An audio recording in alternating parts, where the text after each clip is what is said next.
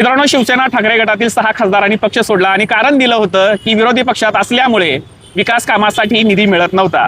पण आता खासदार निधीच्या आकडेवारीनुसार मी स्वतः ऑफिशियल वेबसाईटला जाऊन बघितलेलं आहे. त्या आकडेवारीमुळे या दाव्यावर मोठा प्रश्नचिन्ह उपस्थित राहतो, तो म्हणजे आम्ही विकासासाठी आणि निधीसाठी सत्तेमध्ये सामील झालेलो आहोत.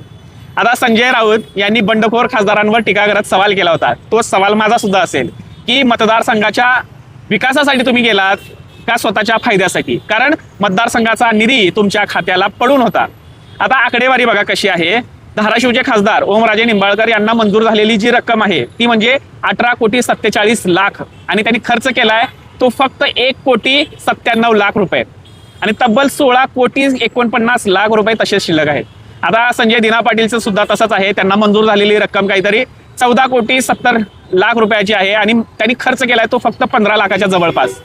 14,14 कोटी त्यांच्या अकाउंटला तसेच आहेत. तीच परिस्थिती भाऊसाहेब वाकचौरेची आहे, नागेश आष्टीकर यांची आहे, संजय देशमुख, संजय जाधव यांचा सुद्धा तोच प्रकार आहे. मग प्रश्न आहे, जर निधी मिळत नव्हता तर कोट्यावधीचा निधी तुमच्या खात्यामध्ये आला कुठून? जर जनतेच्या विकासासाठी पक्ष बदलला तर आधी उपलब्ध असलेला निधीचा वापर तुम्ही का केला नाही विकासासाठी? तो विकासाचा निधी वापरून झाल्यानंतर कमी पडत असेल तेव्हा तुम्ही जाणं अपेक्षित होतं, पण नाही, तुम्हाला आधी जाऊन निधीचं कारण द्यायचं होतं, विकासाचं कारण द्यायचं होतं. असो, आता आणखी एक महत्वाचा मुद्दा समोर येतो, तो म्हणजे या पक्षांतरानंतर विरोधी पक्षाकडून किंवा विरोधकांकडून आरोप झालेत की काही खासदारांच्या निर्णयामागे आर्थिक व्यवहार आणि मोठ्या रकमेची चर्चा आहे की बाबा या खासदारांनी 50 ते 100 कोटी रुपयापर्यंतची अमाऊंट घेतलेली आहे. आता संजय राऊतांनी तर टीकाच केलेली आहे. सुरुवातीला 15 कोटी यांच्या खात्यामध्ये गेले, त्याच्यानंतर यांनी तिकडचं पक्ष जाहीर, त्या शिवसेना शिंदे गटात जायचं त्यांनी जाहीर केलं.